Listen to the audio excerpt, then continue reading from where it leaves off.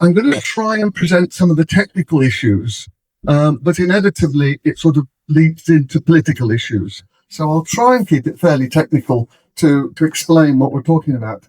So first of all, what's LNG is a major business around the world. There's 350 million tons of the stuff is produced in various countries and shipped to other countries, and how to do it and how it's done and what the issues are very well known. So when there are uncertainties expressed, then there are people around the world who know the answers to those uncertainties. I then want to talk about some of the strategies that different countries might use when their indigenous natural gas is declining. New Zealand is not on its own with the problem of your gas reserves starting to decline. There's lots of countries facing the same issue. I'll talk about some of the technical challenges of shipping and holding LNG, which is not just any old liquid. Then I'll talk briefly about the greenhouse footprint that can be embedded in the LNG before it ever gets to the person who burns it. And I looked at a study on that 2011, I think it was. Then the price is very volatile, which is not particularly good for locking yourself into that thing. And lastly, I'll try and make the case that we don't need natural gas for power generation. There's some other uses for it that are fairly essential, but for power generation, you can manage without gas, and that's the way policy should be going. Okay, next slide. What is LNG? Basically, you take common garden natural gas as comes out of the ground after you separate the liquids out of it. It then goes through a liquefaction facility, which is compressing, cooling several times with quite very sophisticated equipment until you get it down to minus 162 degrees centigrade. That's nearly as cold as liquid nitrogen. It's way cooler than your common garden deep freeze. And having got it into a boiling liquid, you put it on a ship and take it to your customer, typically another country quite a long way away, where it needs to be turned back into a gas again. So you need to boil that liquid, provide heat in some form before you've got a gas that can go out to your consumers. Okay, next slide. This is a map of the world on which I put the main international trades, and the width of the lines gives an indication of the quantity of the trade. And as you see, the biggest one is from the United States across to Europe. That's one of the biggest flows in the world. Also from the States, it goes through the Panama Canal across to Asia. And in fact, the number of these LNG boats going through the Panama Canal is probably about one of those per day. It's the quantity of gas that's exported from the States across to Japan, Korea, China, and other places in Asia. The second biggest source is the west coast of Australia, and their principal customers are up in Asia. Again, Japan, China, Korea, up there. There are a few other minor providers. The third biggest provider was, until the end of February, the Middle East. Qatar in the Middle East, major provider of LNG, provided 20% of the world's LNG, and as of 28th of February, they stopped producing it pretty darn quick, because if you can't get it on the ship and off to your customer very quickly, then you've got major problems. So they simply stopped producing in that part of the world, and still are not producing, even if the plant's still working. Of course, they've had some issues where it isn't. So this slide shows the major LNG exporters. This is Qatar. Was pretty steady exporter of LNG until a couple of months ago, and that's now dropped down to nothing because Qatar is inside the Persian Gulf, on the wrong side of the Strait of Hormuz, and they can't get the stuff out. Australia has increased, this is from 2016, increased and has been a fairly steady producer of LNG, and that will and that's just starting to decline a little bit. There are some smaller producers, Russia and Malaysia, but the States they were exporting virtually nothing back in 2016, and then they increased and increased, and were the biggest producer in 2024. And that little black spot at the top is the amount of LNG that was produced last month, according to an article I saw in Reuters. So there's a pretty straight line going up there of the amount of LNG that the States produces. And particularly with Qatar having got problems, the States are filling in and meeting the demand of the market. Okay, so what does a country do when the natural gas supply that you've been using starts to decline, if it's your indigenous supply? And one thing you can do, which has been done by Japan, Korea, China, and particularly Europe, is to say we've got to keep our gas supply going. We'll have to import it. We'll have to import it as liquid natural gas with all the technology that has to happen. Japan, for instance, when they had the Fukushima problem, Japan decided we don't want nuclear power anymore. So they closed, within 12 months, they closed all their nuclear power stations in Japan, and that was about 30% of their electricity supply. So they'd not got much in the way of hydro and other stuff. So they had to import fossil fuels, and an advantage of LNG is that you can build it and import it and put it through turbines very quickly, well, relatively quickly, but at a price, but it can be done. Korea and China simply don't have the fuel they need for all their technical developments and plants. Europe had the North Sea gas that's then gone on decline. They used to get gas from Russia, but the Russian pipeline got cut off. So Europe has got lots of demand for gas and a little bit of supply out of Norway, but they're very short of it, which is why they import huge amounts of natural gas as liquefied gas. And the next slide. So one of the things you can do is your business as usual, or you can say we're going to enhance our production. Now you do that by drilling extra directional drilling wells into your gas fields and hydraulically fracturing those gas fields and hitting the ground harder and harder to get more gas out of it. And that's particularly what they've done in the States quite a lot. They push their gas fields pretty hard to get more gas out of them. Or you can go prospecting. But when the oil companies are throwing megabucks into drilling holes prospecting for hydrocarbons, they're not looking for gas. They're looking for oil.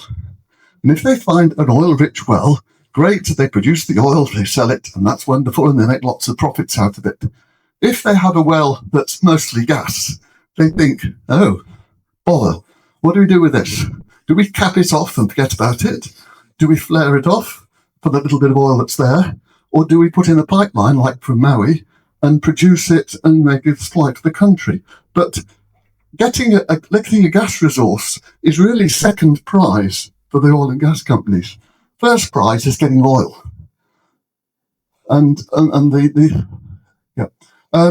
the strategy could be, well, we don't want to get locked into having all these technologies that are using gas, and so we want to avoid that. So instead of putting lots of industry in to consume this gas, we'll liquefy it and export it, and that's what Australia's done. In the west coast of Australia, there's big gas fields there, and they put that on boats and ship it off to Asia, rather than building a lot of industry in Perth and where have you to use that gas. And the fourth point, thank you. Or you can actually plan ahead and manage demand reduction and say, well, we know that the gas supply is falling off, so we'll stop. We'll try and cut our coat according to our cloth. We'll use the gas for the important purposes, but we'll phase out gas-based industries. like our friends at Methanex up the road are recognising that now he's on its last legs, and when that's gone, Methanex won't be too far behind, I'm sure. You can certainly generate electricity from other energy sources, as I'll mention. You could possibly make some gas from biomass up to a point, and what I'm suggesting is that having a forward plan of how we work towards tailing off our use of gas is a sensible strategy for New Zealand. And incidentally, it reduces fossil fuel consumption and helps with our greenhouse gas obligations. Sounds like a plan. Which is a spin-off. Okay, what's the next one? So what is this stuff? It's, as I say, it has to be frozen to minus 162 in its liquid form, which is like, you know when you go to the doctor and he takes the liquid nitrogen to deal with spots on your skin. Well, it's the same physical state as that, except that the liquid nitrogen is boiling off into the atmosphere and doesn't matter because the atmosphere is all nitrogen anyway. But this is at the same sort of temperature. It's constantly heat's getting into it, even with good insulation, and it's constantly boiling off. So you have to always have a way of using the gas that's boiling off this tank of LNG. Now, when you've got one of these boats on the high seas, that's easy. You let the gas boil off and pipe it straight to your engines to drive the boat. As long as you're driving the boat, that's fine. The amount boiling off just about matches what the tankers consume. However, if you've got a tanker load of LNG stuck in the Persian Gulf behind a blockade, it's still boiling off gas and you're not consuming it, so you've got a problem. About 0.1 to 0.15% of the gas typically boils off per day. So by the time the boat gets to its destination, you've boiled off quite a proportion of your payload. But in storage, provision has to be made for utilising that boiled-off gas. LNG is hazardous, despite the assertions from our friends at Envy that it's non-flammable. If you flick a match on a flask with LNG in it, then there'll be a bit of a bang. And that danger has to be managed, actively managed with all sorts of safety regulations and exclusion zones and good engineering safety practices to avoid accidents happening. But LNG plants and the carriers are actually quite vulnerable, complicated bits of kit, which again, when they start throwing bombs and drones around in the Middle East, then they'd have shut those plants down very quickly for very good safety reasons. So it's technically a difficult stuff to handle. The next slide, I'll skip over that one for the moment and see how time goes. Might come back to it. I mentioned that in 2011, I went across to the UK to work for the International Energy Agency for 6 months. And one of the projects I was given was looking at a report produced by Bob Howarth from Cornell University, which had done an assessment of how much methane and CO2 and so on comes off natural gas as it's prepared, particularly in the States where when it's fracked, when there's a lot of fracking goes on, there's a lot of methane comes off that. And Bob Howarth did this assessment, which came up with these numbers. This is based on methane with a 20-year short-term global warming potential rather than the standard 100-year, which is quite a technical difference that makes a big difference to the numbers. But what he came up with was that much greenhouse gas as methane comes off the fracking process. And then there's a bit of methane from liquefaction, some from the shipping and delivery. There's carbon dioxide from burning gas for your gas production and your liquefaction process, a little bit out of your boat. And this much greenhouse gas comes from actually burning the gas when it gets to the customer. So what that shows is that for every ton of CO2 that comes out of your chimney from your gas burner, there's more than the same again coming out of elsewhere. So the actual greenhouse gas footprint, according to this, the actual greenhouse gas footprint of LNG can be worse than coal. Now, we're always told, gas is clean, coal is dirty. But when you take these sorts of factors into account from the greenhouse gas point of view, you can find that the numbers stack up the other way. Okay, next slide. This is the LNG pricing, which LNG pricing is volatile. This chart is the American US natural gas exports from 2000 to today, and you see the prices are all over the place. One could speculate as to what caused those price blips, but and what I've got at the far end there, I've superimposed on it the pricing for LNG from the feasibility study that was done for the government by First Gas, and that matches largely the shape of the American data. I've put on the end there this coloured splodge is the average of world trades in 2004, which was a bit higher than the corresponding American price. Looking at Japan-Korean futures, what the price is for buying LNG in due course at April this year, is this colour. Sorry, I'm somewhat colourblind, so I'm not going to say what the colours are.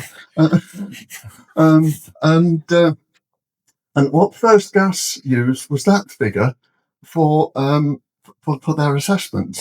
Well, you can see that the expected price in Asia of LNG is about 50% greater than the figure that's been used for the assessments. Okay, so so moving on to replacing the use of natural gas for dispatchable electricity generation. As we all know, wind and solar are not reliable. You can't switch them on and off when you want. You can't dispatch them. But dispatchable means it's a supply that you can switch on and off.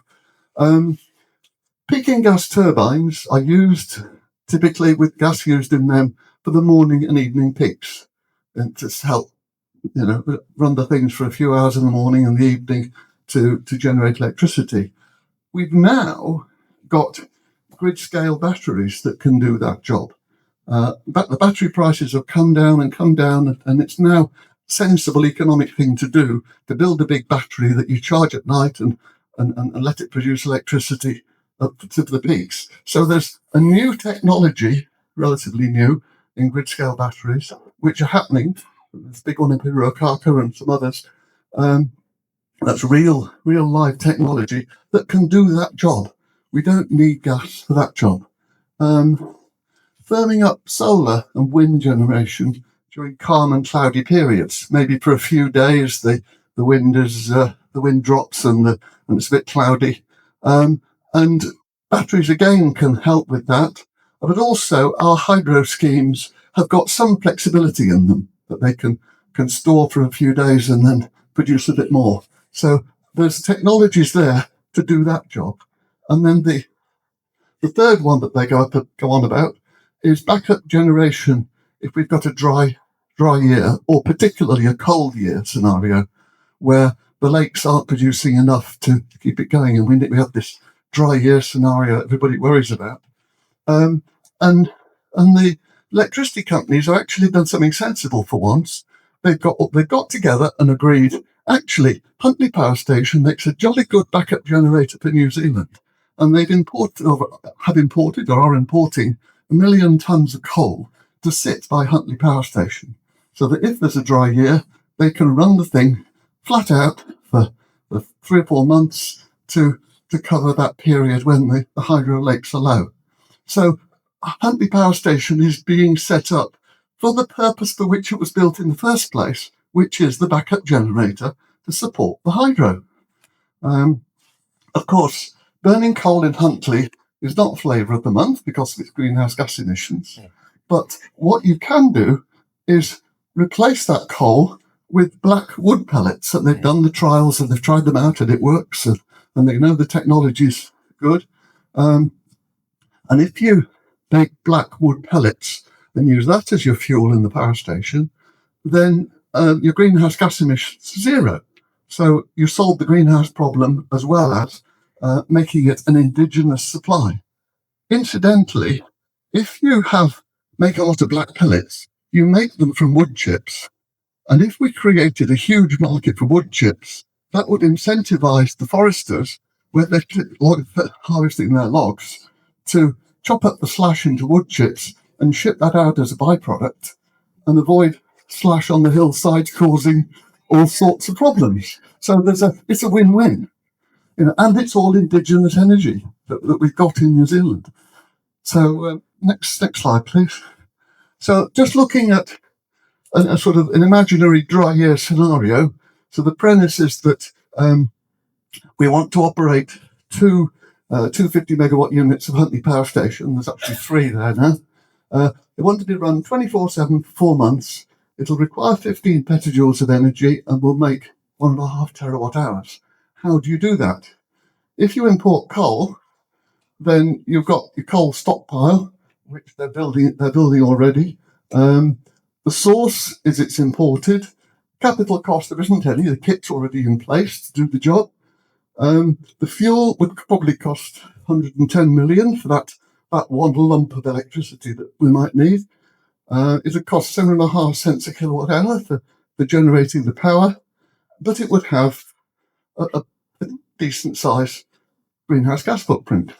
If we do it with LNG, we'd probably need 5 boatloads of LNG, which would need to be regasified when it arrives and stored somewhere, like the gas storage well that name escapes me. Aharoa, thank you. Need to be stored somewhere like that. Of course, it's imported. As a capital cost expenditure, they estimate very roughly about $1 billion to build the kit to import it. The price we'd have to pay could be anything from $275 to $500 million for the actual buying the gas. So the electricity comes out as a pretty pricey, somewhere between 19 and 34 cents a kilowatt hour.